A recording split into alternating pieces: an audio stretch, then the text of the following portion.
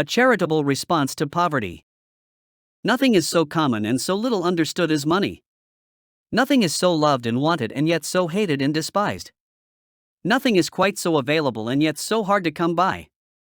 Nothing can be amassed in such quantity and yet be unavailable even for the most basic needs.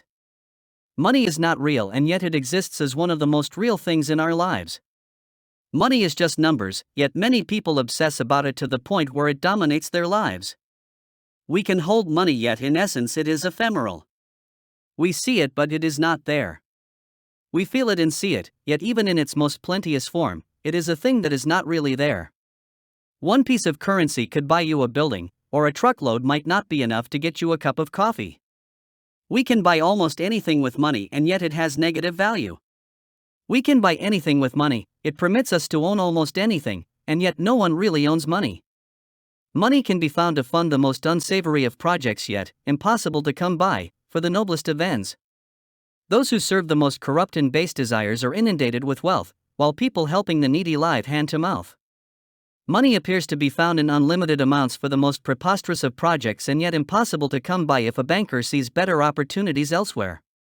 Even government cannot raise money for some concerns yet find it in unlimited quantities when the need arises. We all want money because it symbolizes freedom. Though more often than not, great wealth imprisons those who have unlimited quantities of it.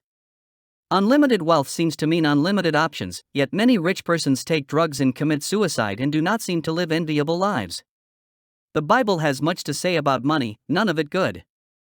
Being rich appears to put one on the same level as an unrepentant sinner. Yet even Jesus had a need for money. One of the disciples carried the purse for the common funds. Interestingly, the treasurer was Judas Iscariot. When we talk about money, most people still mean the stuff they carry around with them in their pocket or purse. Though in the digital age, physical money is less likely to be considered real money. In modern economies, money is more likely to a digital account and credit and debit cards. Paper, metals and digital numbers, stones, shells, bead and cigarettes have all been used as money. Regardless of what was or is used as money, there never seemed to be enough to eliminate poverty. There has always been some with much and many with little. Money, at least the official currency, became so scarce people learned to manage without it. People would take what they want on credit, and at certain times, when crops came in or stock was sold, accounts would be reconciled. A farmer would take groceries on credit until he sold his produce or stock. The grocer might be provided with meat and other foodstuffs to compensate for the dry goods he had obtained. Those involved in international traders kept running accounts. Sophisticated trade networks kept accounts more or less in balance. Mutual benefit kept them honest. The complexity of the modern economy seems to require more sophisticated and mobile financial vehicles than barter-based economies can provide. But what is an economy other than you and I doing something useful for each other in equal measure? If we can get one more person to join us, then we can each do more of what we do best and take advantage of what two others do best. The more people we add to this network, the more sophisticated the goods and services that become available to us all. Modern man seems to have lost this sense of what an economy is. This has been due largely to the loss of faith and a rise in tacit and explicit secularism. Little remains to keep us honest. The seemingly insurmountable problem that faces us is how to govern supply and demand without Christian morality being involved. This is the problem of keeping all things in balance, when there is no moral requirement to do so. We are not able to reconcile accounts in any meaningful sense anymore. There is too much fraud permitted in the system, and most of it is not identified.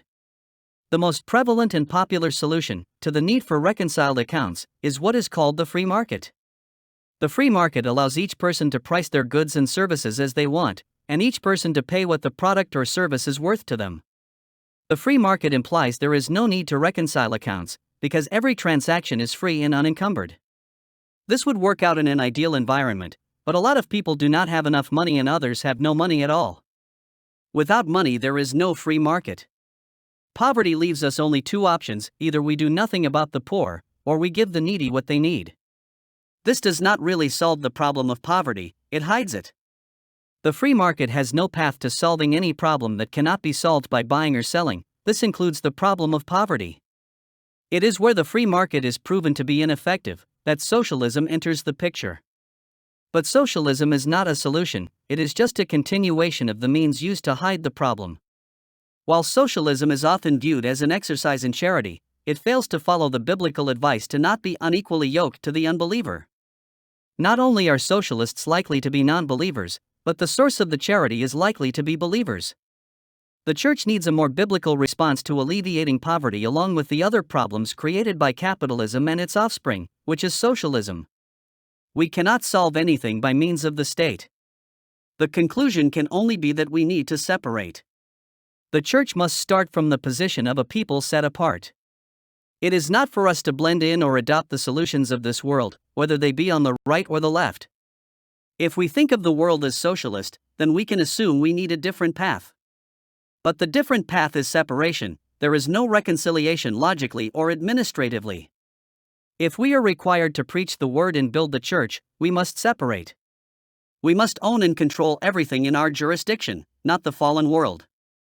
This requires a separation because the church and state cannot both own the same property. We need to eliminate all liabilities and claims on what is ours. Biblical Christians are required to hold all things in common. This has been given several interpretations. None of them very workable or scripturally relevant.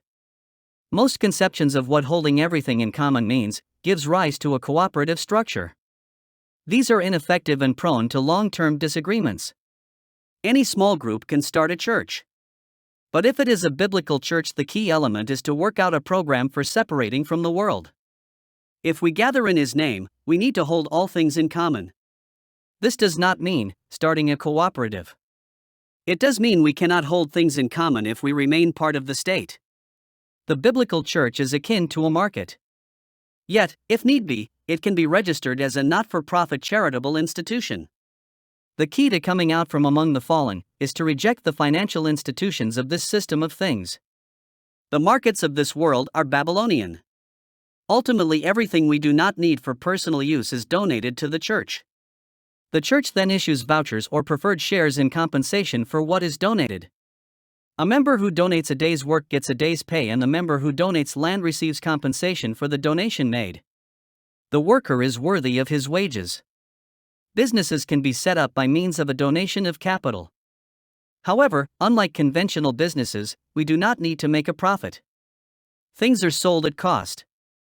Preferred shares, issued by the church on the basis of the equity created by the church, are used as currency. The church is able to hire 100% of the unemployed and create enough businesses to employ the poor, when separated from the state. All capital needed is donated from what is available. Capital represents labor, and all costs are paid for using preferred shares. These are credits that represent the value created by labor. As currency, preferred shares is contracted to prefers and designated by the symbol. Prefers are issued in multiples of themselves in the way conventional currency is, and for the same reason, so that it can be used as a medium of exchange. It is vital that the use of prefer units of account be made as widespread as possible. The idea is to make as many things payable in prefers as possible. Encourage the needy to pay for their food with units of account. Help them find useful employment anywhere and everywhere they can, by making employment compensated for using prefer units of account. I.O.U.S can even be written for work done or purchases made, payable on one's account, which can be converted into preferred shares. Anyone creating value ought to be paid, as the Bible says.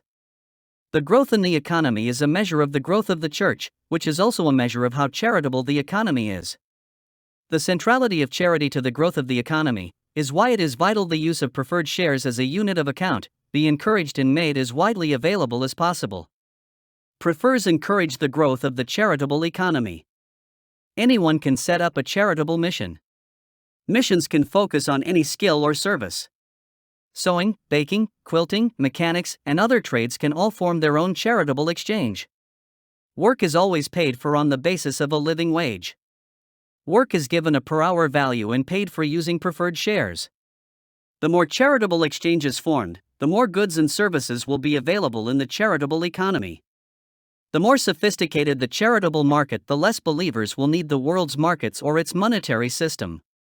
A priori, an apologetic not only eliminates poverty and hunger and unemployment, over time, charitable markets eliminate debt and separates the church from the world.